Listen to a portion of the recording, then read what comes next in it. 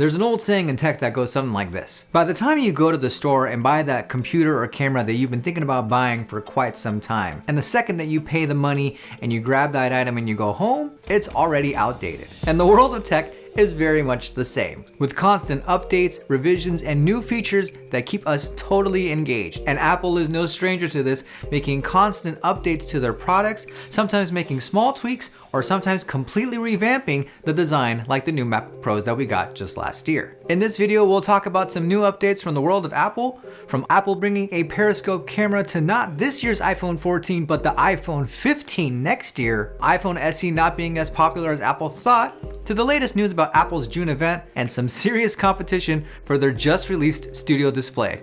More on that in a bit.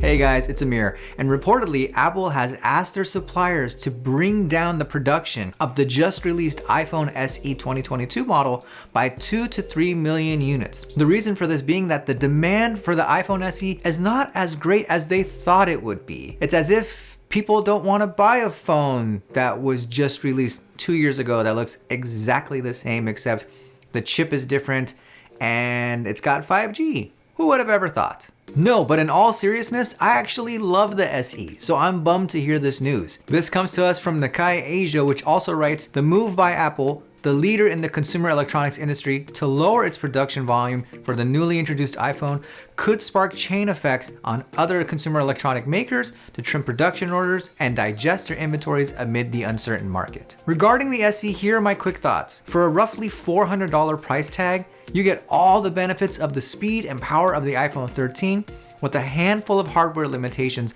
like only having one camera, no cinematic video option, and of course, the smallest display on an iPhone. But my friends, you know what's the one thing that the SE has that no other iPhone has? Touch ID. And my goodness, why can't we have Touch ID on any other product but the freaking iPhone SE? Well, we have them on the iPads, but as far as phones go, it boggles my mind that this is still not a thing outside of the SE and the Apple phone lineup. Okay, I'm being over dramatic, but Touch ID is the real deal. And when I was using my 2020 SE as my main phone, I used Touch ID all the time to make purchases with the Wallet app and to simply access my phone without the need to bring it to my face. Speaking of face, Apple looks to be getting face-to-face, sorry, with its audience this year at this year's WWDC event. The first event, if true, to be held in front of a live audience since 2019. This is according to tipster Joe Proser, who claims that the event will be live and in person this June 6th. This is pretty par for the course, especially for California, as sanctions have eased and the mask mandate for the most part has been lifted. Bands are touring again all over the world, events are taking place, restaurants are wide open, and so it seems reasonable that Apple can host one of their marquee events live and in person. The event should most likely include discussion about iOS 16, iPad OS 16, Watch OS 9, TV OS 16, man, that's a lot of OSs, and Mac OS 13. We get all of them? I don't know. But what I am excited about is the fact that Apple is getting back to these live and in-person events. I think it's about time we do it. But what I'm really concerned about is that I don't want them to get away from the pre-recorded content that they were making during the pandemic. Those events and those videos that Apple made, those presentations, were some of the best that I've seen any company put together ever. And this is coming from someone who works as a producer editor in tech. It is a tall task to put this stuff together, specifically at the level that Apple does. So I really do hope that they find a way to incorporate these presentations, these pre-recorded presentations into their live events, if at all possible, because I would hate to see it go away. So Apple, maybe find some interesting ways to incorporate it? I don't know, just saying. Hot on the heels of releasing their brand new studio display with its 27-inch 5K Retina screen, its webcam with center stage, supposed amazing speakers, and the I would never pay $1,600 for this monitor when you can still buy Apple Thunderbolt displays on eBay for a fraction of the cost, price tag.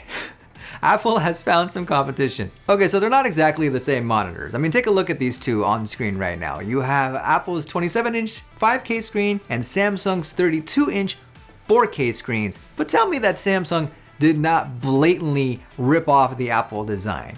I mean, they're basically the same colors as the iMac 24s. So here are the specs side by side. And look, the Apple display has better specs. There's no debating that.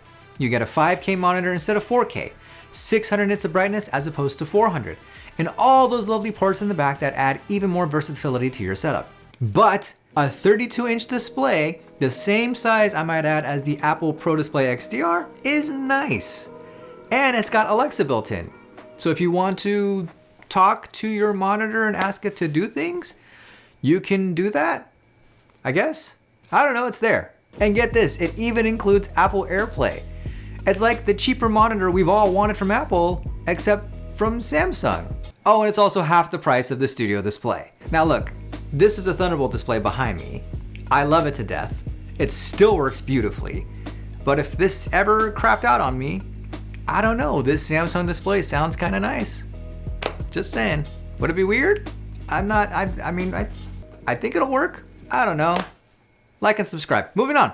iPhone 14 is on the horizon, and it is now at the engineering validation test. That's basically a test that is performed on first engineering prototypes to, and I'm quoting Wikipedia here, ensure that the basic unit performs to design goals and specifications. So basically they're testing it out. And a lot has already been leaked about what the new features of the iPhone 14 Pro will be, including the addition of the eye punch-out design in place of the notch, and a larger camera bump in the back because they're bringing in the big guns with a 48 megapixel camera, finally, that should be able to take beautiful photos in well-lit areas. But the really interesting news is that Apple might be saving its next big feature for next year's iPhone, as it seems that the iPhone 15s will be getting what's called a periscope camera.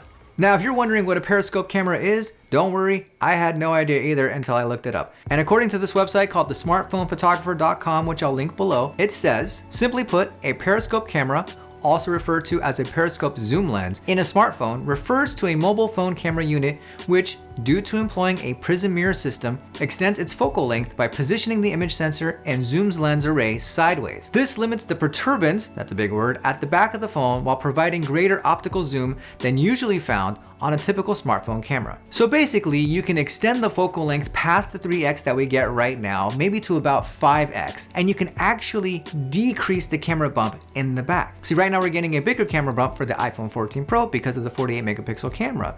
But with this periscope camera that's going to be coming in the iPhone 15 next year, that camera bump is actually going to significantly decrease because of the way that the lenses are put for the camera in the phone. And this, in essence, going back to the beginning of the video, makes the iPhone 14 almost already obsolete, because while we're getting the 48 megapixel camera, and while there's rumors of us getting a USB-C port as opposed to a Lightning port finally, and the notch going away in place of the eye punch-out, there's not much else happening with the phone internally. The big change is coming with the iPhone 15s next year, where it's going to completely revamp the camera system and adopt the periscope camera. But like I said at the beginning of the video, obsolete by the time you get it, right?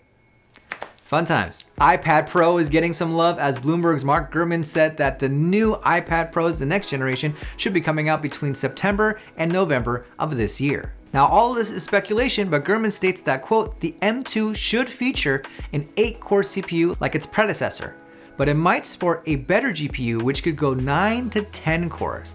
The M1 came with a 7-core and 8-core GPU version. The latter version powers the 2021 iPad Pro and iPad Air 5. Now, as if the iPad Pro wasn't powerful enough with the M1 chip, we're now going to be getting even more power with the M2 chip in the next version of the iPad Pros.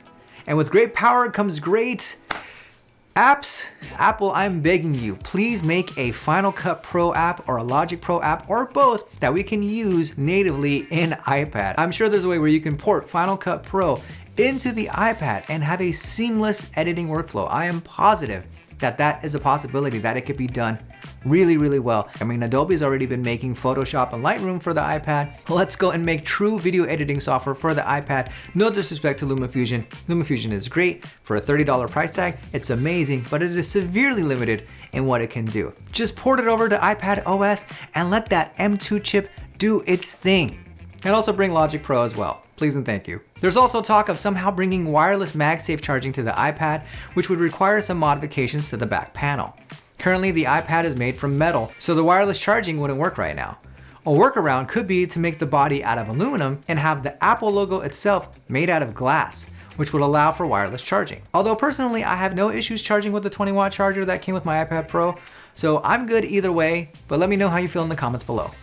So have you ever tried to mount your iPhone to something in your car and you have one of those mediocre mounts that you bought on Amazon that are made out of cheap plastic that won't exactly fit into the grates of your air conditioner? Or you have one of those suction cup mounts that you have to stick to the windshield of your car, but like you have to put it in the middle so it doesn't block your peripheral while you're driving, but you totally can't access it to change the song or pick a different route to drive to because it's so freaking far away? Well, my friends, Apple to the rescue, as the company has just filed a patent to a new vehicle mount for the iPhone and possibly the iPad. According to iPhoneincanada.ca, quote, the report notes that the new mount will be able to magnetically hold other devices, which opens up the possibility of using the mount with a future iPad or more. The mount will apparently use a moving magnetic structure that can include a magnet protected by housing to secure a device to one's vehicle, likely using Apple's MagSafe magnets found in more recent iPhones. And I like this idea that Apple more and more gets into the accessories business because they're making these products. Why not also make really cool, badass accessories that complement these products? They already make iPhone cases and they already make iPad cases. Why not make mounts? Because hey man, we drive all the time and we have our phones with us all the time. Why not make something that works beautifully with this that's first class and will also probably be overpriced? Okay friends, that's it for me. If you're interested, I've scoured the internet for some amazing Apple deals and I put them in the description box below. If you like this video, hit that like button and hit that subscribe button for more videos. Thank you for watching. I'll see you next time.